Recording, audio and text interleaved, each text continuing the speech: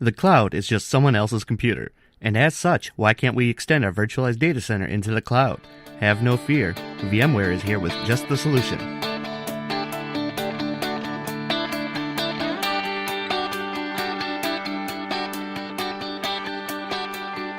Welcome to the ExploreVM podcast. I'm your host, Paul Woodward Jr. Today's guest can help us navigate the world of VMware on AWS. Chris, why don't you introduce yourself? Hi there, Paul. Thanks for the introduction. Yeah, I'm Chris Porter. I'm a IT architect working in financial services in London in the UK. And I've been working with VMware technologies for sort of 8 or so years now, and also AWS for the last couple of years. I've been a VCP for multiple years, and I'm also AWS certified for the last couple of years. And I'm also this year a first-time vExpert. So yeah, hopefully I can cover all the bases to sort of talk and speculate a little bit about how this all fits together. All right, sounds good. Well, at this point, we're all familiar with VMware, and by now, most of us are familiar with AWS.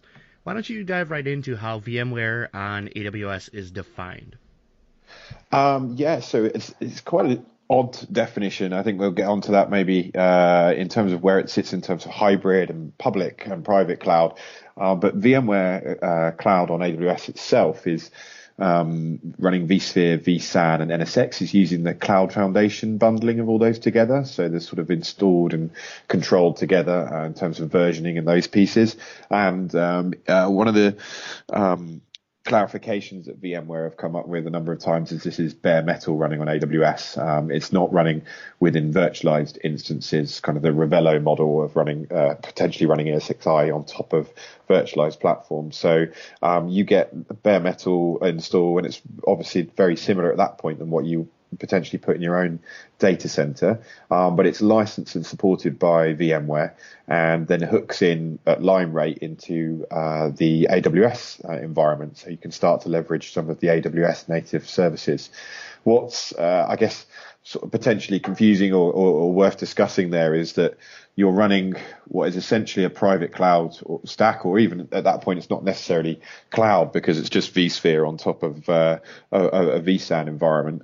And so you've kind of got a virtual infrastructure, as it were, but it's running in AWS's data centers, which is clearly a public cloud. And then if you're crossing between the two and crossing to on-premises as well, is that hybrid cloud, and what's the definition of migrating things in hybrid cloud? So I think people can get caught up a little bit on trying to pigeonhole these things. And I think really what needs to be looked at is actually how can this be used? I think there's a lot of exciting use cases for how this fits and could solve lots of problems for people and sort of move people a lot closer to realizing how they can leverage the sort of the true public cloud in terms of AWS and get that foothold in without having to go from a traditional virtual infrastructure on premises to how do I go to AWS and the elasticity and everything that people talk about there. With VMware out in AWS, it's considered part of a hybrid cloud solution. Why don't we better break down what is a public cloud versus a private cloud versus a hybrid cloud solution? Yeah, so I think really if you look at the definition of cloud, and I tend to use the NIST definition, that talks about elasticity, ubiquitous networking, self-service, those kind of things that actually do uniquely define something as being cloud when you combine the sort of 5 principles that they lay out. If you're placing that within your own control, or it's a third party managing that for you, but you're the sole tenant, then that's typically defined as private cloud.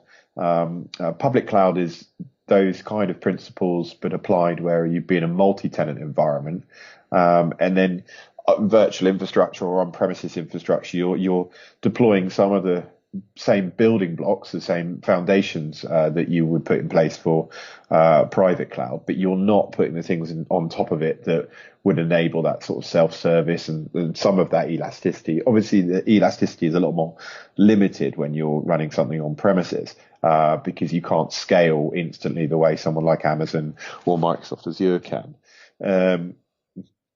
And then when you look at hybrid cloud, a hybrid cloud could be the ability to move workloads between infrastructures or between clouds, whether that be different public clouds or between a private cloud and on-premise public cloud. Sorry, on-premises private cloud, or it could be the ability to manage across multiple clouds. So it's a hybrid cloud and you get a view of those. So you can start to put perhaps a similar policies across them or security policies, or you could build between them in a similar way or get a single reporting view across them. So there can be quite a lot of different definitions of how combining different types of cloud and clouds together can then be sort of defined as hybrid. And I don't know if it's particularly useful to try and pigeonhole it in that way. So with VMware on AWS running on its own bare metal components on the back end, is it really a true cloud solution? Is it a hybrid solution, or are we just extending our data center's reach to a co-location? Yeah, it's yeah, kind of. It is confusing, I think, really, because you're not getting perhaps the vRealize automation or vCloud directed pieces that you would put on top of a VMware infrastructure to start to talk about that infrastructure as being truly a public cloud. But you are running it within AWS's data centers and using some of their services to connect and get into that, which are considered public cloud. And then you also are getting some neat features such as Elastic DRS and the resize feature that allows you to elastically scale as load requires your vSphere cluster. So I really wouldn't know how to pigeonhole it. It's got kind of some elements of cloud whilst looking quite a lot like just a virtual infrastructure that is managed by someone else, this person being VMware in this perspective. Now, and this is where I did not do my research for this particular topic. VMware on AWS, that's not quite production ready, is it? No, it's not. It was announced I think it was announced a week or so before VMworld in Barcelona 2016. And I remember the time when it was announced, there was sort of speculation that it would be something around NSX or cross-cloud architecture or some partnership with AWS. But watching the webinar when they got Pat Gelsinger and Annie Jassy, like the two highest people within VMware and AWS, and they announced this, it was pretty amazing, the depth of the partnership and what they've done.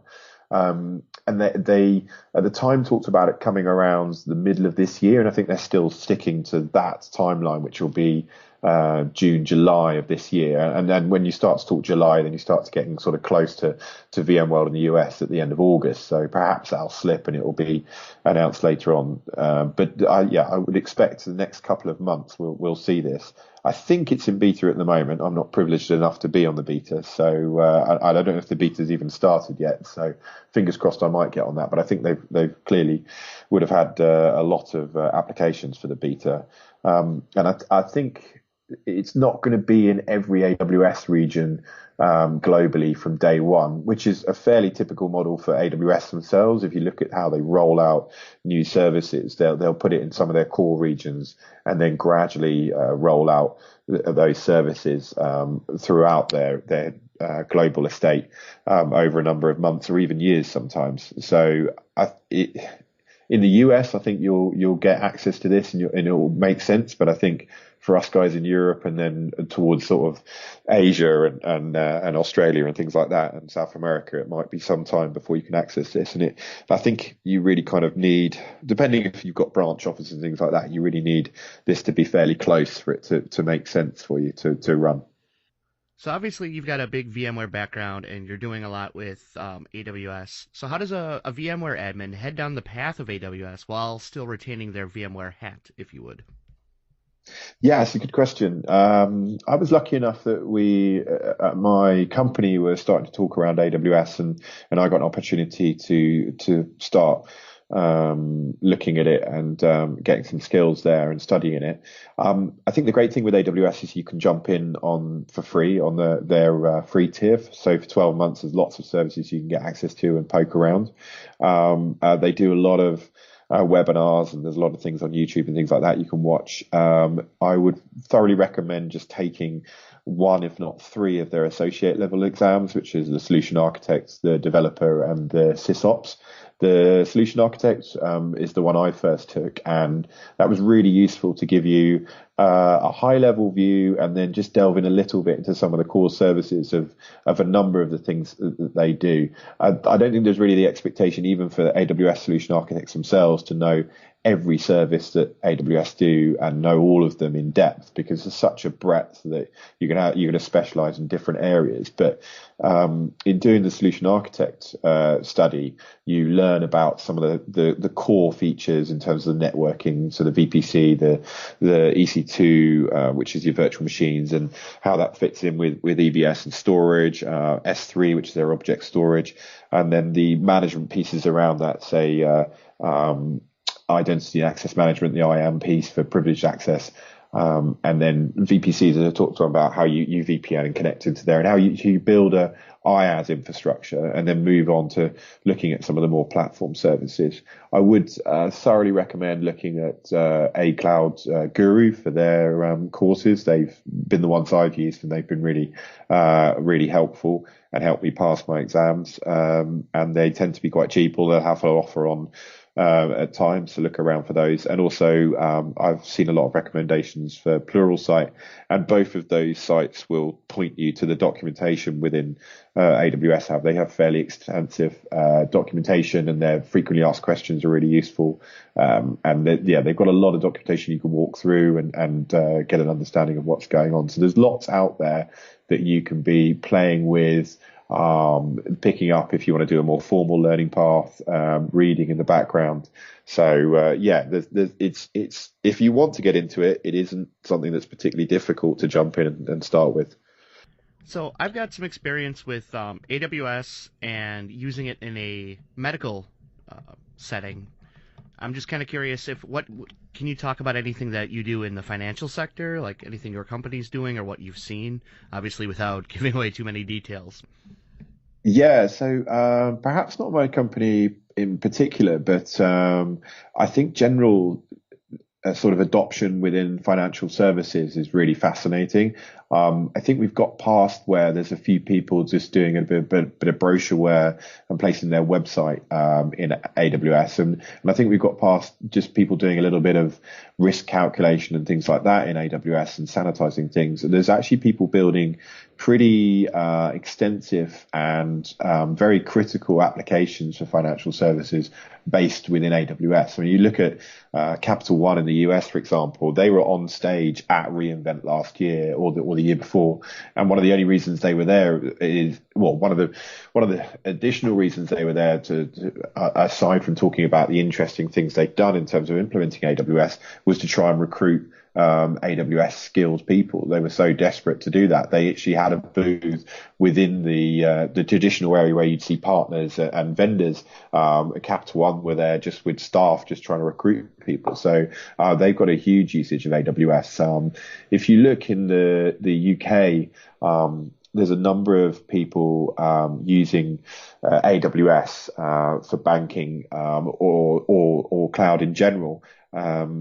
In particular, one I talk about a lot is Monzo, who are a bank. They've just got their full banking license, and they're fully running on AWS using container services, and they're very transparent and open about it. And they're one of these banks, one of these companies really, that's following the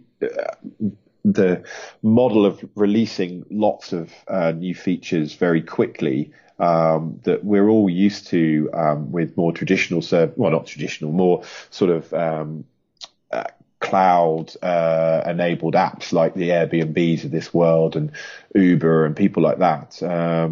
And that's not necessarily been traditionally applied to financial services in the past, or they would be able to iterate that quickly. And there's lots of people now starting to show that you can kind of do that stuff, and you can do it in the cloud. And if you, as you see in the US, if you can get HIPAA compliance in the US, and you can get PCI DSS compliant workloads, there's a lot of if you can get workloads compliant with data protection rulings in the EU and in the UK, which you can run in AWS, then you can find a way, if you've got a fairly progressive compliance and audit team who can work with the regulator, to run these services just as securely, if not more securely, in a cloud like AWS. I'm glad you brought up regulations. There are only certain features of AWS in a HIPAA compliant environment that can be used. Is it the same way in a financial sector company? Because I want to say it's Uh, maybe 8 or 9 total features of AWS that can actually be used under HIPAA, under the agreements between AWS and the customer. Yes, I think AWS is starting to improve their regulatory coverage and how quickly they iterate that. So I think with the HIPAA piece in particular, you'll see, or I have seen in their sort of news feed over the last sort of couple of months, sort of more and more services become compliant with that. So they're clearly haven't just sort of stopped with compliance for that. They are adding services and talking about it. Regulation for the UK in terms of banking tends to be less prescriptive. So we don't have a HIPAA or a PCI or particularly you must do these exact things. So it tends to be more sort of principle based.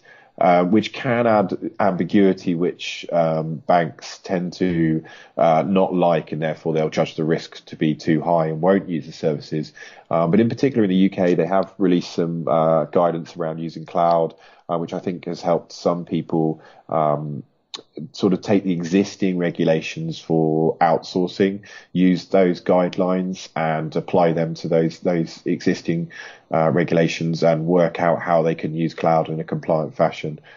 Because traditional regulations have said that you need access to data centers and you need to know who's working and what their outsources, who they're using and their contractors, things around notifications of breach across the entire infrastructure, all those kind of things that are difficult for cloud providers to provide. Some of those things I think is the regulator needs to update and understand how those things change with cloud and how they're not introducing additional risk. And I think from the other side, I think some of these cloud providers, and in particular, I think AWS, they haven't come from working with large enterprises and regulated entities traditionally. They've started from a very rapid sort of startup environment where there isn't so much regulation, and they're having to start working with the regulators and work with these heavily regulated industries to work out how they can actually tweak and allow certain things, and can they allow access to data centers for regulators, and what kind of breach notifications and things can they do, and are there things they can do with their contracts and their legal requirements. And also they obviously don't want to allow access to other people's data or services or threaten their own services running. But as I say, equally they need to update what they're doing within their cloud infrastructure to allow these industries to use their services. All right, based on what you see and what you think, just kind of forward looking, do you think on-premises data centers days are numbered and cloud is going to be the way to go in the future, or this hybrid, keep stuff in-house, keep some in the cloud, go back and forth, say using VMware on AWS? What's your opinion on where we're going with data center technologies? Um, I definitely think that data centers and on-premises infrastructure will be around for a long time to come.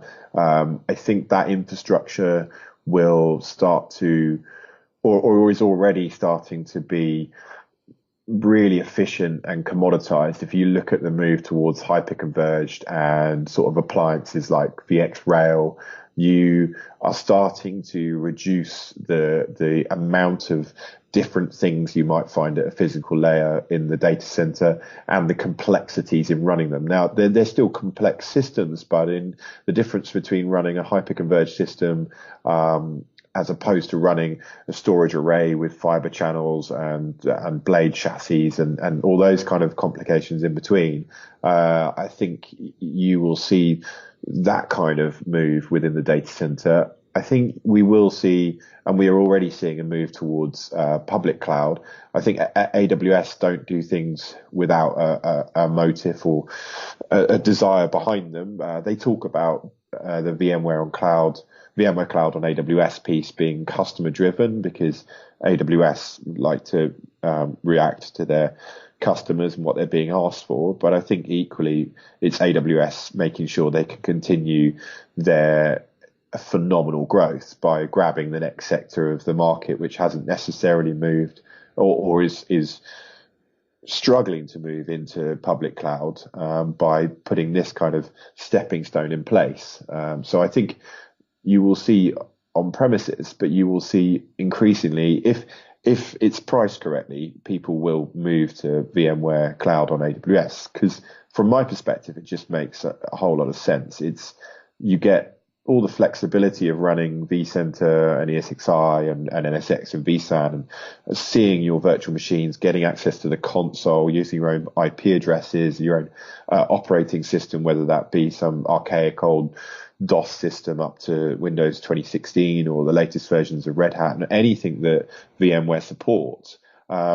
And not being constrained by those things, not being told by a cloud provider, well, we only support 7 flavors of this operating system type, and there's nothing else you can do about it. So I think you get those benefits, but you also don't have to worry about racking and stacking and kit and cabling things, firmware updates, worrying about data center contracts, worrying about upgrading hardware for your ESXi host when it goes end of life, worrying about how all the different dependencies plug together between vCenter and ESXi and vSAN and NSX and the HCL, making sure you've got interoperability between the drivers and the firmware, and all those kind of pieces just kind of go away and are managed by someone. So you get the benefits of those pieces while still retaining a lot of control. So I think it's going to be, from my perspective, I think it's going to be very attractive to people, and also then as a stepping stone into AWS itself. So there's lots of interesting little use cases where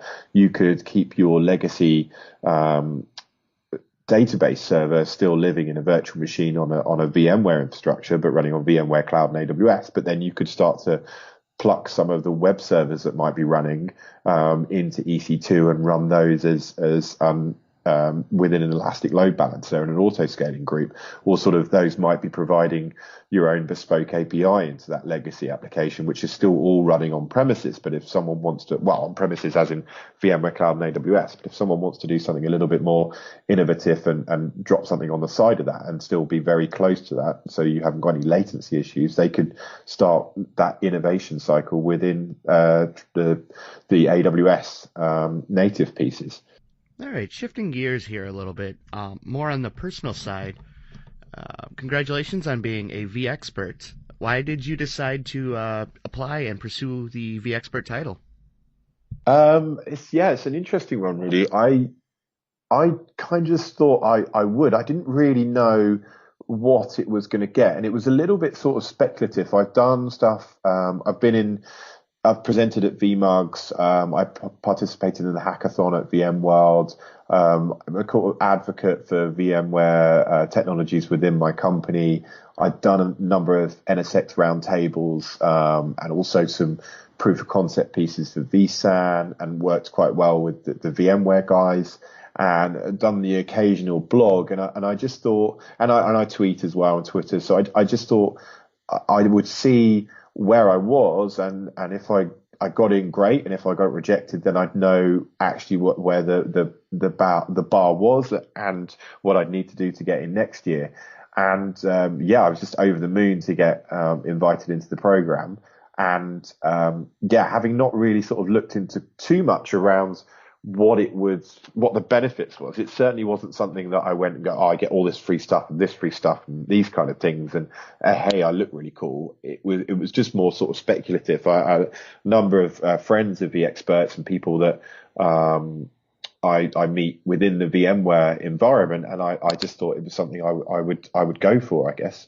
And it's just a phenomenal community. I would recommend anyone to try and if they're not quite there, or they're struggling for the justification why they should spend some time putting together some blog posts, or if they need some encouragement to go up to a VMUG leader and talk about a topic they might want to talk about, and those kind of things, and start those steps to being part of the community so you can look towards earning the vExpert accreditation.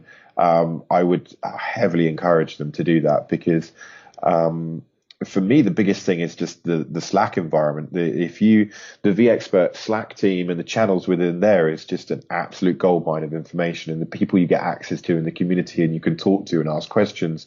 It's sort of the VMware forums on steroids, I guess, because there's a certain level of expectation. Well, not necessarily expectation. There's a certain level of skill that the people in there already have. So you're kind of jumping a number of levels of going through the basics. Yeah, I just find it really, really useful. So yeah, and this year I've been talking to VMugs, blogging, and et cetera, et cetera. So hopefully, and these sort of podcasts and things like that just continue to be part of the community. Hopefully, I'll be a second time vExpert next year. Absolutely. I want to second your thoughts here and say like community involvement, blogging, getting out there, speaking at VMUG events. Outside of being able to earn the vExpert title, it's an amazing way to give back to the community. Because I don't know about you, but I've learned a lot through the community, through going to VMUGs and the connections and networking I've done through those events. So yeah, community involvement and staying out there is, I think, huge. Yeah, I think it's really nice to go to VMugs now and just feel part of that community. I mean, if you go to VMugs, even turning up to a VMug is a big leap and a good thing to do. And if you don't necessarily talk to anyone or ask any questions or whatever, but just turn up and just start to see what's going on in terms of the community, that's a great start. But for myself, having the opportunity to, well, just kind of being, I don't know, brave or stupid enough to occasionally put myself forward and always kind of be thinking about topics that you might want to present on means I do feel that I'm giving a little back and do feel part of that community itself, which, as you say, is a fantastic community. It's a great part of being part of this VMware ecosystem. Yeah, one of the things I've encountered as I try to encourage others to speak, I'm speaking 2 times at an upcoming UserCon this month, and I've spoke at several in the past, and hopefully will continue to do so in the future, is the amount of people who think they don't have something to contribute. And I often tell them, I'm like, I didn't think so either. But you'd be surprised what you've seen or what you've done that can help others. You stand in a circle with 6 people and you start telling a story, and you've got their attention.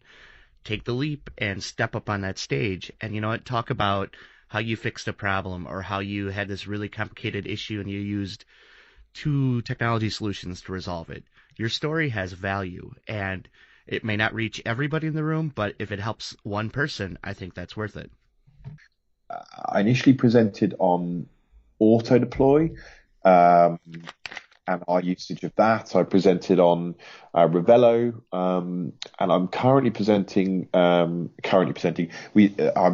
done a couple of presentations this year on AWS for beginners with Alex Galbraith.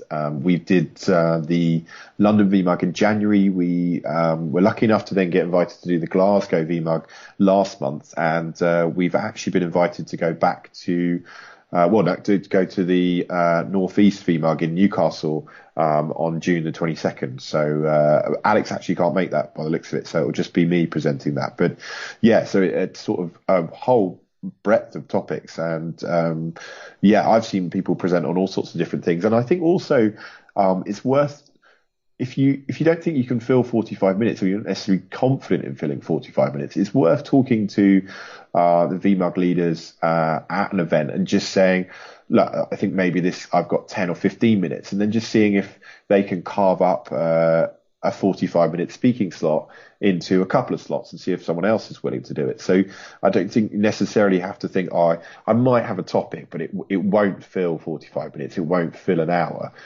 Just go and start talking about it, and something can be arranged. Because when I did my first topic, that was part of something the London VMUG guys were doing to encourage people to talk. And as I say, my topic was only for 10 minutes. So there's a whole way, lots of different ways of getting involved.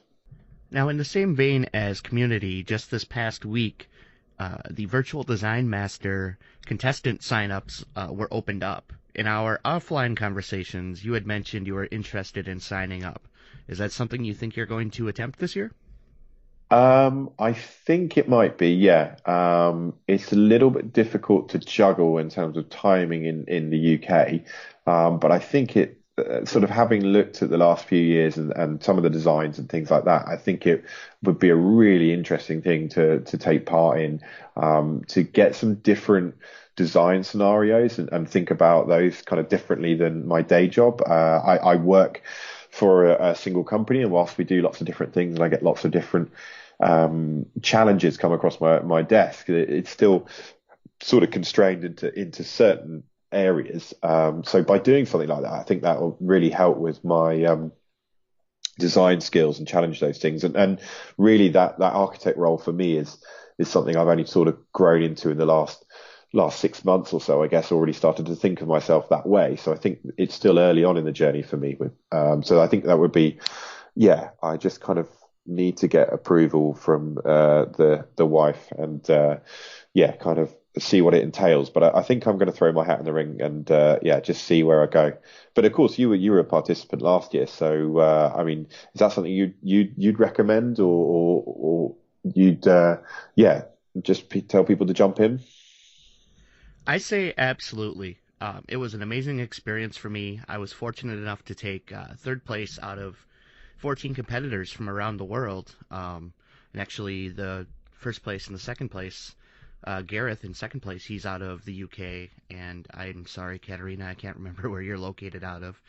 But this all runs out of Eastern time out of the United States. So they had to deal with the drastic time zone difference to be able to participate in the live shows. But yeah, no, I support people jumping in fully. I think it's a great experience to learn new technologies. It helped me find new ways of thinking outside of the box, and I've made great connections from, again, like globally. So I fully it helps you get out of your comfort zone, which I think is one of the best ways to actually learn and help yourself expand. Yeah, yeah. I think I actually have the sign up sheet in front of me, so I think I need to come up with a reason of why I will be the virtual design master is one of the questions Eric's put in the form. So yeah, I need to come up with something snappy to put in there. Yeah, I don't remember. I don't remember what I put, but I'm like, how do I market myself on this one? Yeah, and then in your head it kind of plays. I don't know if you ever watch The Apprentice, things like that. They bring these silly things up, and you're like, why did I say that in this form that was filled in all those many months ago? I was like, yeah. So yeah, you kind of want to. Well, I don't think it's quite as serious as the Apprentice, or well, more serious, or I don't know, or silly as the Apprentice when they sort of bring those things in. But yeah, probably overthinking this. To be honest, I should just probably put because I want to be, and then just hit submit. But yeah. Yeah, no, I don't recall that coming into play at any point. It's No, more the fear when the lights come on and you're facing the judges and you're defending your design. That's when it starts to get more real. And oh, I did forget to do that, or yeah, you got me. That didn't make sense at all. yeah, I think having watched a few of them, I think one of the biggest things I learned from that is just admitting that you've missed something. I think a few people spend a long time umming and ahhing, and it's quite clear they have no idea. And it's just like, yeah, just call it out and go, no, sorry, I missed that. Yeah, absolutely. Now, as we wrap up, you already mentioned the A Cloud Guru course for AWS. Are there any other resources you'd recommend into getting into AWS, or resources for VMware on AWS so people can begin their adventure? Yeah, so definitely the A Cloud Guru stuff. In AWS itself, I'd plug Alex Galbraith, my sort of co-presenter, his site, Tech Heads. He's got quite a few lists of articles and his experience in going through the exams and different pieces there. So he definitely worthwhile looking at that. In terms of the VMware Cloud on AWS piece, I think the two best resources are to watch the VMworld 2016 presentation that was done and the reInvent presentation that was done. The reInvent one in particular talks around some of the cool ways that you can connect with AWS. You can use some of the different services in AWS and how this kind of all glues together. And I don't know if it was the reInvent one or the VMworld one, but at the end of one of them, they do a demonstration of tying this in to Alexa and using your voice to add hosts into a cluster, which is pretty cool. Great. And where can people find you online? What's your social presence? Well, I guess you already mentioned your upcoming presentations. So blog, Twitter, etc. Yeah, so blog and Twitter are the best place to get me. So I'm www.uprightvinyl.co.uk and I'm on Twitter at uprightvinyl.co.uk. Well, not .co.uk, just I'm on Twitter at uprightvinyl. All right. Well, once again, I want to thank you for your time today. Yeah, thanks, Paul. It's a real privilege to be invited to come on the podcast or have the opportunity to talk and to waffle on about something that I think looks really cool and I can't wait to get my hands on. And thank you for listening. To learn more about VMware on AWS, check out today's show notes on ExploreVM.com. Also, if you're considering taking a shot at Virtual Design Master, I'd be more than willing to offer my guidance. And, as always, to join the conversation on today's topic or to be a guest on an upcoming episode of the ExploreVM podcast, reach out to me on Twitter at ExploreVM, Facebook, or email me at paul@explorevm.com. Once again, thank you for listening.